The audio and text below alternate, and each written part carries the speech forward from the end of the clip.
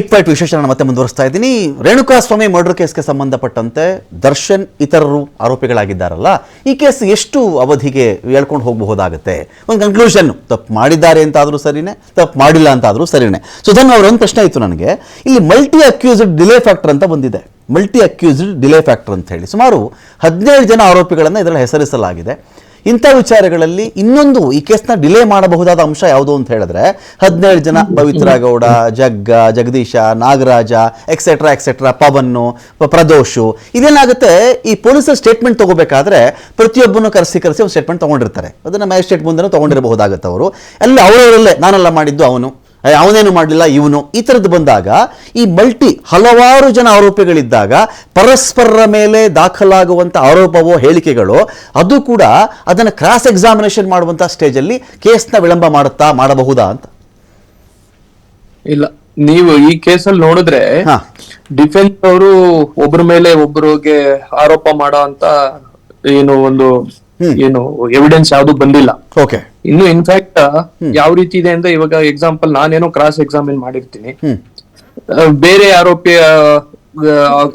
ಆರೋಪಿ ವಕೀಲರು ಅದೇ ಪ್ರಶ್ನೆ ಕೇಳ್ಬೇಕಾಗಿರುತ್ತೆ.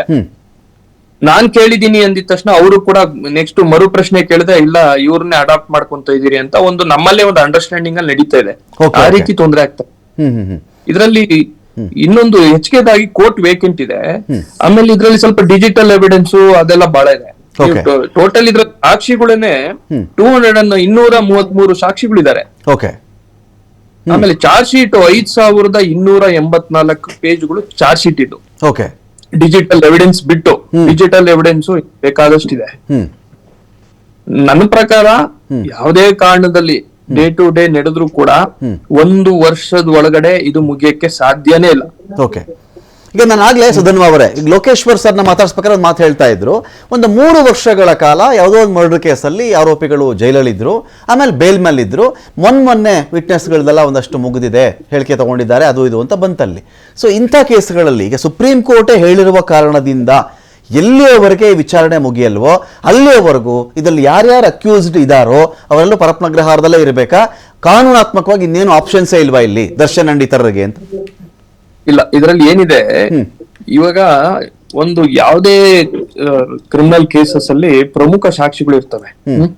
ಕ್ಲಿಂಚಿಂಗ್ ಎವಿಡೆನ್ಸ್, ಇವಾಗ ಐ ವಿಟ್ನೆಸ್ ಇರ್ತಾರೆ, ಡಿಜಿಟಲ್ ಎವಿಡೆನ್ಸ್ ಇರುತ್ತೆ. ಆ ಕೇಸ್ ಮೇಲೆ ಆ ಎವಿಡೆನ್ಸ್ ಮೇಲೆ ಆ ಕೇಸು ಅವಲಂಬನೆ ಆಗಿರುತ್ತೆ. ಆ ರೀತಿ ಅದನ್ನ ನಾವು ಮೆಟೀರಿಯಲ್ ಎವಿಡೆನ್ಸ್ ಅಂತೀವಿ.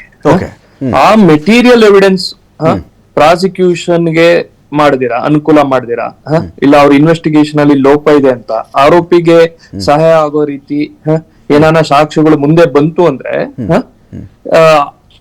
ಆರೋಪಿ ಯಾರು ದರ್ಶನ್ ಆಗ್ಲಿ ಬೇರೆ ಆರೋಪಿಗಳಾಗ್ಲಿ ಕೋರ್ಟಿಗೆ ಮತ್ತೆ ಅಪ್ರೋಚ್ ಮಾಡಿ ಬೇಲ್ಗೆ ಮಾಡ್ಬೋದು. ಕೋರ್ಟಿಗೆ ಮನವರಿಕೆ ಮಾಡಿಕೊಟ್ರೆ, ಕನ್ವಿನ್ಸ್ ಮಾಡಿದ್ರೆ ಹೌದು ಮೆರಿಟ್ ಇದೆ ಅಂದ್ರೆ 100% ಬೇಲ್ ಕೊಡುತ್ತೆ. ಇವಾಗ ಮುಖ್ಯವಾಗಿ ಈ ಕೇಸ್ದು ಯಾವ್ದೋ ಐ ವಿಟ್ನೆಸ್ಗಳು ಮತ್ತೊಂದು ಪ್ರಾಸಿಕ್ಯೂಷನ್ ಅಂದ್ಕೊಂಡಾಗ ನಡೀತಿಲ್ಲ, ಇಲ್ಲ ಡಿಫೆನ್ಸ್ ಕ್ರಾಸ್ ಎಕ್ಸಾಮಿನೇಷನ್ ಅಲ್ಲಿ ಬೇಕಾಗಿರೋ ನಮ್ಗೆ ಎವಿಡೆನ್ಸ್ ಬಂತು ಅಂದ್ರೆ ಮತ್ತೆ ನಾವು ಡಿಫೆನ್ಸ್ ಅವರು ಆಟೋಮೆಟಿಕಲಿ ಕೋರ್ಟ್ಗೆ ಅಪ್ರೋಚ್ ಮಾಡ್ತೀರಿ.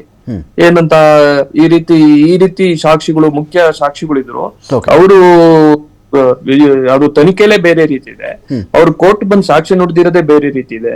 ಇದು ಹೋಗಿರೋದ್ರಿಂದ ಕೇಸ್ಗೆ ಏನು ಡ್ಯಾಮೇಜಿಂಗ್ ಆಗುತ್ತೆ ಅಂತ ನಾವು ವಾದ ಮಾಡಿ ಕೋರ್ಟ್ ಕನ್ವಿನ್ಸ್ ಮಾಡಿ ಮಾಡ್ಬೋದು. ಇದೊಂದು ನಾನ್ ಹೇಳ್ತಾ ಇರೋದು ಯಾವ್ದು ಮೆರಿಟ್ ಆಫ್ ದಿ ಕೇಸ್ ಮೇಲೆ. ನೀವು ಇದನ್ನ ನೋಡಿದ್ರೆ ಯಾವ್ದನ್ನ ಬೇರೆ ಸಂದರ್ಭಗಳಲ್ಲೂ ಕೂಡ ನಾವು ಏನೋ ಬೇಲ್ಗಳನ್ನ ತಗೋಬಹುದು.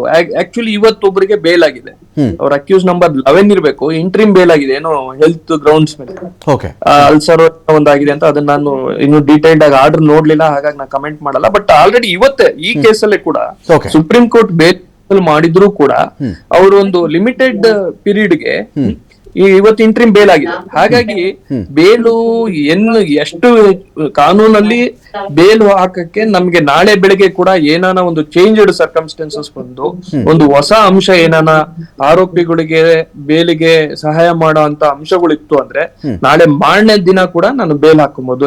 ಹಾಗಾಗಿ ಬೇಲ್ಗೂ ಈ ಎವಿಡೆನ್ಸ್ಗೂ ಸುಪ್ರೀಂ ಕೋರ್ಟ್ ದೇಶದ ಬೇರೆ ಭಾಗದಲ್ಲಿ ಸಂಭವಿಸಿರಬಹುದಾದ ನಡೆದಿರಬಹುದಾದ ಮರ್ಡರ್ ಕೇಸ್ಗಳಿಗೆ ಸಂಬಂಧಪಟ್ಟಂತೆ ಅಲ್ಲಿನ ಅಕ್ಯೂಸ್ಗಳಿಗೆ ಒಂದು ವೇಳೆ ಬೇಲನ್ನ ಕೊಟ್ರೆ ಆ ಒಂದು ತೀರ್ಪನ್ನು ಇಲ್ಲಿ ನೀವು ಕೋಟ್ ಮಾಡ್ತೀರಾ? ಅವನ್ನೆಲ್ಲ ಇವಾಗ ಸುಮಾರು ಪ್ರಿನ್ಸಿಪಲ್ಸ್ ಬರ್ತವೆ, ಕಾನೂನಿನಲ್ಲಿ ಪ್ರಿನ್ಸಿಪಲ್ಸ್ ಇರ್ತವೆ. ಪ್ರತಿ ಕೇಸು ಕೂಡ ವಿಶೇಷ. ಇವಾಗ ಅವರು ಇನ್ಸ್ಪೆಕ್ಟರ್ ಲೋಕೇಶ್ವರ್ ಸರ್ ಹೇಳಿದಾಗೆ, ಇವಾಗ ಪ್ರಜ್ವಲ್ ಕೇಸಲ್ಲಿ ನೋಡಿ ಬೇಗ ಅದ್ರಲ್ಲಿ ಇದು ಮುಗೀತದು, ಏನು ಕೇಸು ಡಿಸ್ಪೋಸ್ ಆಯ್ತು. ಅದು ವಿಶೇಷ ನ್ಯಾಯಾಲಯ, ಜನಪ್ರತಿನಿಧಿ ವಿಶೇಷ ನ್ಯಾಯಾಲಯ. ಹಾಗಾಗಿ ಅಲ್ಲಿ ಕೇಸುಗಳು ಒತ್ತಡ ಕಮ್ಮಿ ಇರುತ್ತೆ. ನಾವು ಒಬ್ರು ಮಾತ್ರ ಎಲ್ಲರ ಜೀವನೂ ಒಂದೇ ಅಲ್ವಾ, ಎಲ್ಲರದ್ದು ಕೇಸು ಇಂಪಾರ್ಟೆಂಟ್.